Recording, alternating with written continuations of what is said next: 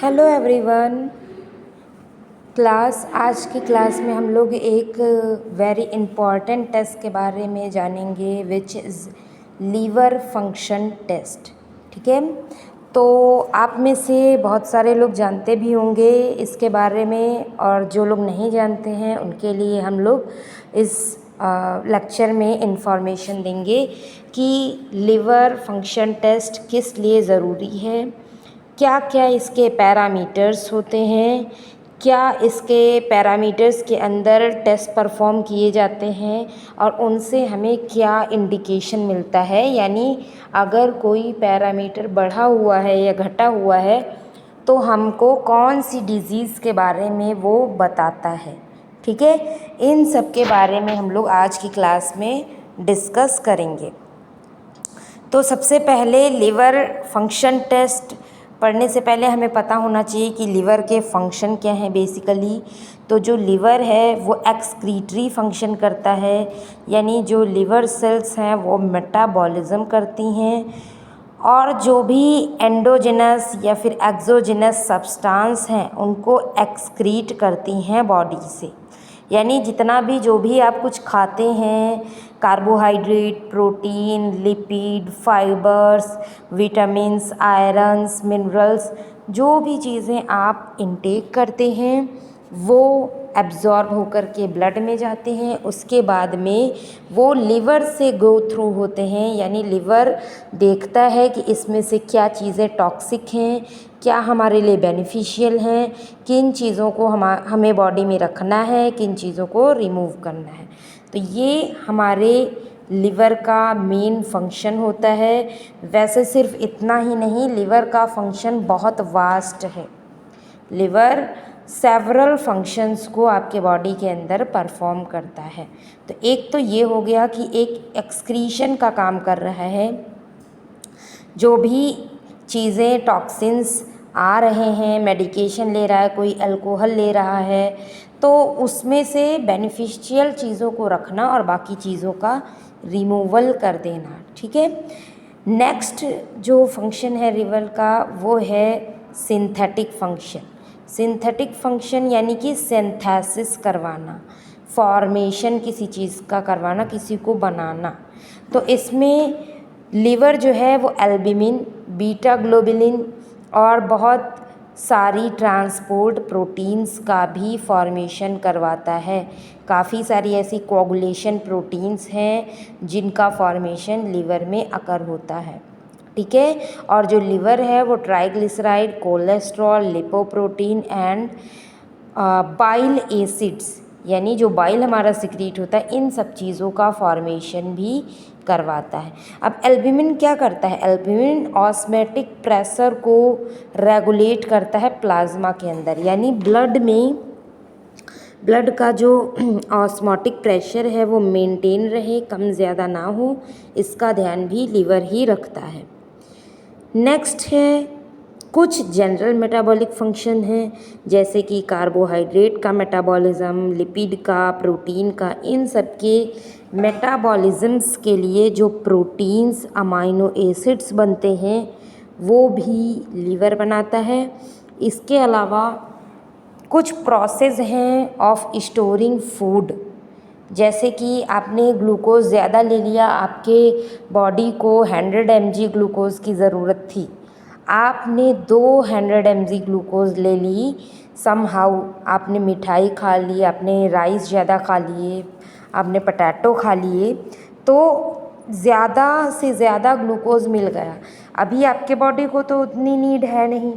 अब अगर बॉडी को नीड नहीं है और फिर भी ग्लूकोज़ ब्लड में प्रेजेंट रहे तो वो हमारे ऑर्गन्स को, लाइक लीवर है, रेटिना, आइज़ की रेटिना जो है उनको डैमेज कर सकता है, किडनीज़ को डैमेज कर सकता है। इसलिए लिवर क्या करेगा? एक्सेस ऑफ ग्लूकोज़ को कन्वर्ट कर देगा एक प्रोसेस के थ्रू जिसका नाम है ग्लाइकोजेनेसिस, यानी वो ग्लाइकोजन का फॉर्मेशन कर देगा और जो एक्स्ट्रा अमाउंट ऑफ ग्लूकोज है उसको एक जगह पर अपने ही अंदर स्टोर करके रख लेगा।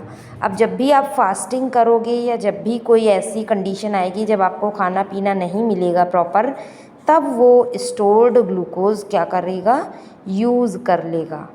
ठीक है, तो एक ये इसका इम्पॉर्टेंट फंक्शन है जो कि मेटाबॉलिज्म्स में आता है। और इसके अलावा ये ग्लाइकोजन को सेव भी करेगा और ब्रेक डाउन भी करेगा, यानी जब देखेगा कि कम है तब ब्रेक डाउन करेगा, जब देखेगा कि ज़्यादा है तो उसको स्टोर कर लेगा। अगर ज़रूरत पड़ी तो अमाइनो एसिड और फैट को भी ये ग्लूकोज में कन्वर्ट करके स्टोर कर लेता है। ठीक है, इसको बोलते हैं ग्लूकोनियोजेनेसिस। ठीक है, तो अगर आपके बॉडी की जिस तरह से सिचुएशन है, आप खाना ज़्यादा ले रहे हैं या खाना कम ले रहे हैं, दोनों ही कंडीशन में लिवर मेटाबॉलिज्म को मेंटेन करने की ताकत रखता है। ठीक है, दूसरी चीज़ है लिवर कोलेस्ट्रॉल को स्टेरिफाई करता है और बाइल एसिड का फॉर्मेशन करता है, यानी कि कोलेस्ट्रॉल जो आप इंटेक करते हो, कोलेस्ट्रॉल से बाइल एसिड का फॉर्मेशन भी लिवर ही करता है। और बाइल एसिड क्या करता है, बाइल एसिड इंटेस्टाइन में फूड के एब्जॉर्प्शंस के लिए, मेनली फैट के एब्जॉर्प्शंस के लिए बहुत ज़्यादा इम्पॉर्टेंट होता है। ठीक है, और जो लाइपोप्रोटीन्स हैं वो फैट्स के ट्रांसपोर्ट में भी हेल्प करती हैं। ठीक है, तो बेसिकली लिवर इन सारे फंक्शंस को भी परफॉर्म करेगा। उसके अलावा जो लिवर है वो स्टोरेज का काम भी करेगा। क्या स्टोर करेगा, आयरन, ग्लाइकोजन, जो अभी मैंने आपको बताया है ग्लूकोज को ग्लाइकोजन में कन्वर्ट करके स्टोर करेगा, आयरन को करेगा और विटामिन्स को करेगा। और ड्यूरिंग द फीटल लाइफ, जब आप बच्चे होते हैं, जब आप एक फीटस थे, तब हिमेटोपोइसिस यानी जो ब्लड सेल्स होते हैं ना, आरबीसी, डब्ल्यूबीसी, प्लेटलेट्स, इनका फॉर्मेशन भी लिवर कराता है। यानी ड्यूरिंग द एम्ब्रियोजेनेसिस ये हिमेटोपोइसिस भी करवाता है। और वहीं पर ये डिस्ट्रक्शन भी करता है, क्योंकि उस टाइम पे स्प्लीन बनी नहीं होती है। स्प्लीन मेनली हमारे ग्रेवयार्ड ऑफ आरबीसी के नाम से जानी जाती है, यानी वो आरबीसी को तोड़ती है। बट उस टाइम पर आरबीसी बनी नहीं है, इस वजह से वहाँ पर ब्रेक डाउन भी कौन करेगा, लिवर करेगा। तो लिवर एक मेजर ऑर्गन्स के तरह से एक्ट करेगा और स्टेरॉयडल हार्मोन्स, जो भी स्टेरॉइड से बने हुए हार्मोन्स हैं, उनका कैटाबॉलिज्म भी करेगा। यानी all over multiple function perform करता है लिवर। ठीक है, अब थोड़ा सा हम लोग बिलिरुबिन मेटाबॉलिज्म के बारे में जान लेते हैं। ठीक है, बिलिरुबिन क्या है, मोस्टली 85% जो प्रोड्यूस होता है वो हीमोग्लोबिन से बनता है। ठीक है, हीमोग्लोबिन टूटता है तो आयरन बनता है, प्रोटोपोरफायरिन बनता है, एंड क्या बनता है, प्रोटीन्स यानी अमाइनो एसिड जो कि ग्लोबिन से बनता है। तो वहाँ पर जो बिलिरुबिन है वो 85% क्या होता है, आरबीसी के टूटने से ही बन जाता है, रेटिकुलो एंडोथेलियल सेल्स के थ्रू। ये कहाँ प्रेजेंट होती है, स्प्लीन में। ठीक है, और जो थोड़ा सा अमाउंट बचा, यानी कि 10-15% जो बचा, वो प्री मेच्योर डिस्ट्रक्शन से बनता है। जो आरबीसीज के प्रिकर्सर सेल्स होते हैं, जैसे रेटिकुलोसाइट्स हो गए, उनके टूटने से बनता है बोन मैरो में। तो ओवरऑल ये बनता आरबीसी के टूटने से ही है। ठीक है, और ये क्या करता है, मायोग्लोबिन बनाता है, साइटोक्रोम बनाता है, पेरोक्सीडेजेज रिएक्शन करवाता है। ठीक है, तो जो स्टेप्स हैं वो इसी तरीके से हैं जो नीचे दिए हुए हैं, मैं आपको बताने वाली हूँ। तो हीमोग्लोबिन सबसे पहले डिग्रेड होगा, टूटेगा मैक्रोफेजेस के थ्रू, रेटिकुलो एंडोथेलियल सेल्स के थ्रू, और हीम एंड ग्लोबिन बनाएगा। अब ग्लोबिन क्योंकि अमाइनो एसिड से बनी है तो उसकी तो रिसाइकिल हो जाएगी, वो प्रोटीन बना देगा। और जो हीम है वो दो चीज़ों से बनेगा, आयरन एंड प्रोटोपोरफायरिन। और जो आयरन है वो रिलीज़ करके रीसाइकिल होने के लिए चला जाएगा, यानी दोबारा से आरबीसी के फॉर्मेशन के लिए यूज़ हो जाएगा हमारा आयरन। अब बचा क्या, पोरफायरिन। प्रोटोपोरफायरिन सबसे पहले बिलिवर्डिन में कन्वर्ट होगा और उसके बाद रेड्यूस होकर बिलिरुबिन बनाएगा। बिलिवर्डिन क्या है, ग्रीन कलर का सब्सटेंस है और बिलिरुबिन येलो कलर का। तो सबसे पहले बिलिवर्डिन बनेगा, उसके बाद इसका रिडक्शन होगा, फिर ये क्या बनेगा, बिलिरुबिन। तो ये था ब्रेकडाउन ऑफ आरबीसी। उसके बाद अब इस बिलिरुबिन का क्या होगा, बिलिरुबिन रिलीज़ कर दिया जाएगा, सर्कुलेशन में आ जाएगा और ये लिवर क्या करेगा, लिवर इसको एल्बुमिन के साथ में बाइंड कर देगा, बाइंड करके इसको कन्वर्ट कर देगा कॉन्जुगेट बिलिरुबिन में, यानी ये अनकॉन्जुगेटेड फॉर्म में रहेगा, इसको लिवर बाइंड करके कॉन्जुगेट बिलिरुबिन में बना देगा, जो कि लिपिड में सॉल्युबल होगा ताकि हमारे बॉडी से एक्सक्रीट हो जाए स्टूल के साथ में। अब क्या होगा, जो बिलिरुबिन एल्बुमिन कॉम्प्लेक्स बना, यानी कॉन्जुगेट बिलिरुबिन जो बना, वो लिवर में पहुंचेगा, हेपेटोसाइट्स में उसका जो हेपेटोसाइट्स होंगी उसको कंज्यूम करेंगी और साइटोप्लाज्म के अंदर जो बिलिरुबिन है वो फ्री हो जाएगा और एल्बुमिन फिर से रिलीज़ कर दिया जाएगा। तो जो बिलिरुबिन है जो कॉन्जुगेट हुआ वो ग्लूकोरिक एसिड के साथ में कॉन्जुगेट हुआ, ठीक है। बिलिरुबिन क्या किया, उसके बाद में यूज़ हो गया इंटेस्टाइन के अंदर फूड के एब्जॉर्प्शन में, ठीक है। तो जो कंजुगेट बिलिरुबिन है वो वाटर में ज़्यादा सॉल्युबल है इस वजह से, और जो अनकॉन्जुगेटेड है वो कहाँ सॉल्युबल है, लिपिड में, ठीक है। इसलिए क्योंकि ये वाटर में सॉल्युबल रहे और क्योंकि वाटर की ही नीड है, वाटर में सॉल्युबल होगा तभी जो है काम कर पाएगा, इसलिए ये क्या करेगा, वाटर में सॉल्युबल इसको बना दिया जाएगा। अब उसके बाद का क्या स्टेप है कि जो कॉन्जुगेट बिलिरुबिन है वो हेपेटोसाइट्स क्या करेंगी, बाइलरी कैनिकुलाई जो कि प्रेजेंट होती लीवर के अंदर, ठीक है, उनके थ्रू पास होकर बाइल डक्ट के थ्रू ये कहाँ जाएगा, गॉल ब्लैडर में स्टोर होता रहेगा। कॉन्जुगेटेड बिलिरुबिन क्या होगा, बाइल गॉल ब्लैडर में जाकर के स्टोर होता रहेगा और वहाँ ये बाइल बनेगा, वहाँ ये क्या बनेगा, बाइल, और ये रिलीज़ कर दिया जाएगा स्मॉल इंटेस्टाइन में और फूड को डाइजेस्ट कराएगा और उसका एब्जॉर्प्शन करवाएगा, ठीक है। तो इस तरीके से थोड़ा बहुत अमाउंट फैट के साथ में फिर से ब्लड में आ जाता है बाइल का, और बाकी मोस्ट ऑफ द अमाउंट जो बाइल का है वो स्टूल के थ्रू पास कर दिया जाता है, यानी बॉडी से बाहर एक्सक्रीट आउट। उसके बाद में जब बिलिरुबिन लार्ज इंटेस्टाइन में पहुंचेगा, जो बिलिरुबिन है वो लार्ज इंटेस्टाइन में पहुंचेगा, तो वहाँ पर बैक्टीरियल एक्शन के थ्रू ये यूरोबिलिनोजन में कन्वर्ट कर दिया जाएगा। बैक्टीरिया इसको तोड़ेंगी, यूरोबिलिनोजन बनाएंगी, क्योंकि बैक्टीरिया के पास क्या है, एंजाइम्स है जो कि तोड़ेगा। अब यहाँ पर जो यूरोबिलिनोजन है वो फीसिस में एक्सक्रीट आउट हो जाएगा और थोड़ा बहुत अमाउंट फिर से क्या कर लेगा, एब्जॉर्ब हो जाएगा यूरोबिलिन के नाम से। यूरोबिलिन क्या होगा, एक ब्राउन कलर का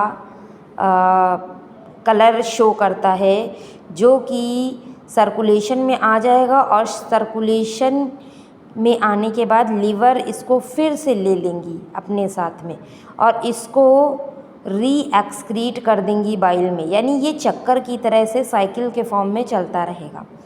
लीवर से इंटेस्टाइन में, इंटेस्टाइन से फिर से यूरोबिलिन के फॉर्म में आ जाएगा लीवर के पास और लीवर इसको फिर भेजेंगी। तो इस तरह सर्कुलेशन, इसका थोड़े से अमाउंट का सर्कुलेशन होगा और बाकी का अमाउंट एक्सक्रीट आउट कर दिया जाएगा। तो ये तो था, मैंने आपको बताया बिलिरुबिन कहाँ से बनेगा, कैसे एक्सक्रीट आउट होगा, क्या इसकी साइकिल है। क्योंकि बिलिरुबिन क्या है, वो बहुत इम्पॉर्टेंट फैक्टर है एलएफटी के अंदर। ठीक है। अब लीवर फंक्शन टेस्ट की कुछ लिमिटेशंस हैं। लिमिटेशंस बोले तो कि क्या ये जो है परफॉर्म कराएगा, क्या परफॉर्म नहीं करवाएगा, यानी किन बीमारियों की जानकारी एलएफटी हमको देता है, किन बीमारियों की जानकारी जो है नहीं दे पाता। तो जो एलएफटी है वो कई सारे, पहली चीज़ तो पैरामीटर से मिलकर बना। एलएफटी कोई एक टेस्ट नहीं है। एलएफटी के अंदर हम SGOT, SGPT, alkaline phosphatase, albumin, globulin, fibrinogen, इन प्रोटीन्स को देखेंगे। उसके अलावा हम bilirubin, direct bilirubin, indirect bilirubin, conjugate, इन अनकॉन्जुगेट, इन फॉर्म में सारी चीज़ों को देखेंगे। तो ये तो मेनली लीवर डिजीज़ की स्क्रीनिंग करेगा, आइडेंटिफाई करेगा कि किस टाइप की ये लीवर डिजीज़ है, लीवर डिजीज़ का आइडेंटिफिकेशन कि वो हेपेटोसेलुलर यानी लिवर की सेल्स की वजह से हो रही है, या इनफिल्ट्रेटिव हो रही है, या कोलेस्टैटिक कोलेस्ट्रॉल की वजह से हो सकती है। इसके बारे में हमको एलएफटी जानकारी देता है। दूसरी चीज़ है ये सीवियरिटी को, लीवर की सीवियरिटी को और प्रोग्नोसिस को, यानी कितनी सीवियर डिजीज़ है, और अगर डिजीज़ नहीं हुई है उसको पहले ही हमें पता चल जाए कि हाँ ये डिज़ीज़ होने वाली है, तो हम उसको ट्रीट कर सकते हैं। तो इसकी भी जानकारी हमको एलएफटी प्रोवाइड कराता है। ठीक है। तो जो लीवर फंक्शन टेस्ट आपका है, वो जो टेस्ट परफॉर्म करते हैं वो लीवर के डिजीज़ के बिहाफ पर करवाते हैं कि लीवर कितनी सीवियरिटी में इस टाइम पर है। क्योंकि देखो बहुत ज़्यादा एंजाइम्स बढ़े हुए होंगे, बहुत ज़्यादा अमाउंट में होंगे, या फिर बिलिरुबिन बहुत ज़्यादा बढ़ा हुआ होगा, तो वो क्या हमको डिक्टेट करेगा, वो डिक्टेट करेगा जॉइंडिस को। ठीक है। तो इसी तरीके से चलता है कि लीवर के सारे ही तरीकों को, कि कहीं उसमें जॉइंटिस तो नहीं, कहीं उसमें इन्फ्लामेशन तो नहीं, कहीं सेरोसिस तो नहीं है, लिवर कैंसर तो नहीं, इन सारी ही चीज़ों की जानकारी हमको एलएफटी अपने पैनल में दे देता है। ठीक है। कभी कभी नॉन हेपेटिक कॉजेज़ को भी बताता है, यानी लिवर से रिलेटेड नहीं है, जैसे कि हीमोलाइटिक एनीमिया। अब हीमोलाइटिक एनीमिया जो है उसका लेना देना लीवर से नहीं है, फिर भी उसकी जानकारी ये हमें देगा। अगर बहुत ज़्यादा अमाउंट में हीमोग्लोबिन टूट रहा है तो उसकी जानकारी भी हमें लीवर देता है।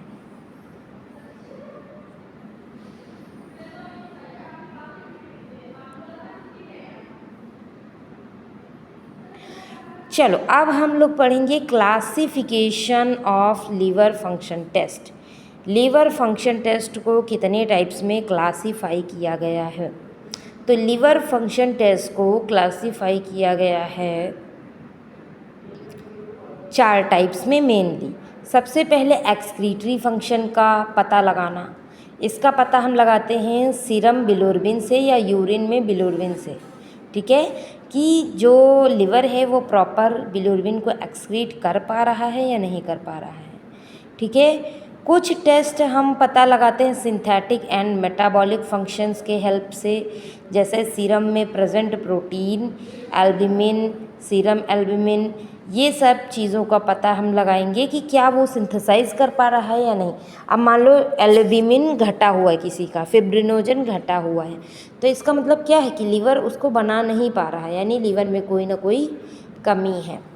इसी तरह से कुछ हेपेटिक इंजरीज़ को बताते हैं टेस्ट, जो कि हम एंजाइमेटिक स्टडी के द्वारा देखते हैं। तो इसमें जैसे एलानिन अमाइनो ट्रांसफेरेज एंजाइम है जिसको ALT बोलते हैं, या फिर SGPT बोलते हैं। इसी तरह सीरम एस्पार्टेट अमाइनो ट्रांसफेरेज है AST, जिसको हम SGOT बोलते हैं। ठीक है। तो ये जो टेस्ट्स हैं, ये अगर इनके एंजाइम्स का अमाउंट बढ़ा हुआ है, मीन्स लीवर में डैमेज है, लीवर में इन्फ्लामेशन है, वो टेस्ट क्या बताएंगे, वो टेस्ट इन्फ्लेमेशन को बताएंगे। तो ये भी एक पता करने का तरीका है।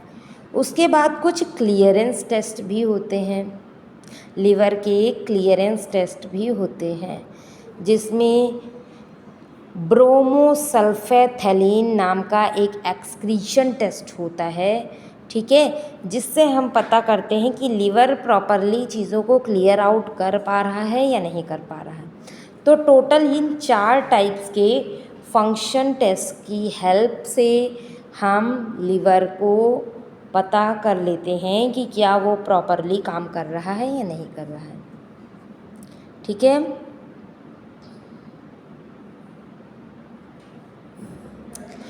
उसके बाद में थोड़ा सा हम जॉइंडिस के बारे में भी जान लेते हैं, क्योंकि जॉइंडिस मेनली कॉज कराता है जब भी लीवर में कोई ना कोई प्रॉब्लम हो। अब जॉइंडिस तीनों तरीके से होती है, क्योंकि hepatic, pre hepatic and post hepatic, यानी लिवर इन्वॉल्व है या लिवर में जाने से पहले की चीज़ें प्रॉब्लमेटिक हैं या लिवर काम कर चुका है उसके बाद प्रॉब्लम क्रिएट हो रही है। इन तीनों का पता हम 3 टाइप की जॉइंडिस की हेल्प से लगाते हैं, ठीक है। तो जॉइंडिस क्या है? सबसे पहले जॉइंडिस को हम इक्टेरस भी बोलते हैं। जॉइंडिस का दूसरा नाम इक्टेरस है। ये येलो कलर का डिस्कलरेशन होता है स्किन का, स्क्लेरा का, म्यूकस मेम्ब्रेन का, ठीक है। और सीरम बिलिरुबिन का अमाउंट क्या होता है, ब्लड में इंक्रीज़ हो जाता है।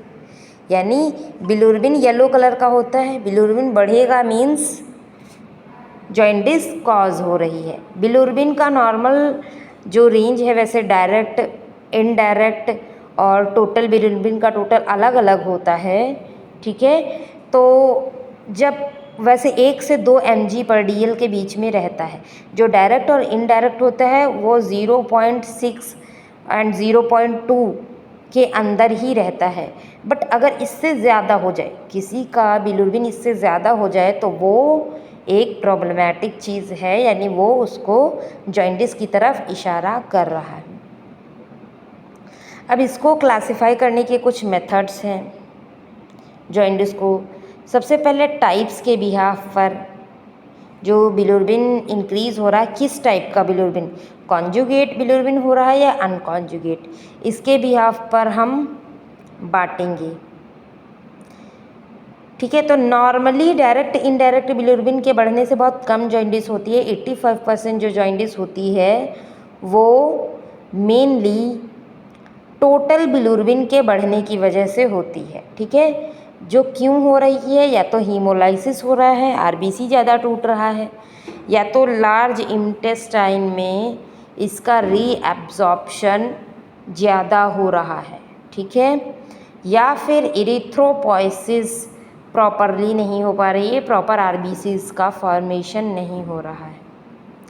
एक गिलबर्ट सिंड्रोम होता है। गिलबर्ट सिंड्रोम क्या होता है, ये न्यू बॉर्न्स की जॉइंडिस होती है, ठीक है। गिलबर्ट सिंड्रोम को हम physiologic jaundice of new born, क्योंकि छोटे बच्चों में जो जॉइंडिस होती है वो बहुत ज़्यादा पैथोलॉजिक नहीं है।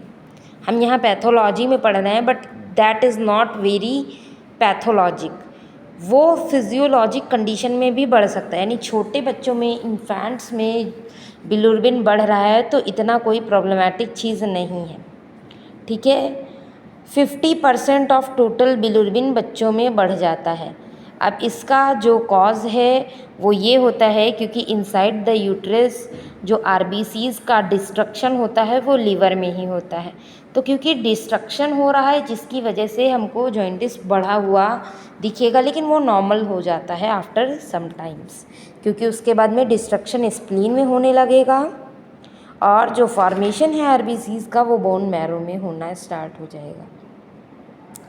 अब इटियोलॉजी के हिसाब से भी जो जॉइंडिस है वो 3 टाइप की है। हीमोलाइटिक यानी आरबीसी के टूटने की वजह से, हेपेटोसेलुलर यानी लिवर की सेल्स में कोई ना कोई प्रॉब्लम है जिसकी वजह से प्रॉपर नहीं बन पा रहा है, एंड ऑब्स्ट्रक्टिव। ऑब्स्ट्रक्टिव क्या है कि लिवर में की जो डक्ट है उसमें कोई ना कोई ऑब्स्ट्रक्शन है। ऑब्स्ट्रक्शन की वजह से जो बाइल बना रहा है लीवर वो एक्सक्रीट आउट नहीं कर पा रहा है हमारा इंटेस्टाइन, ठीक है। तो लीवर के फॉर्म में एक्सक्रीट आउट नहीं हो रहा है इस वजह से।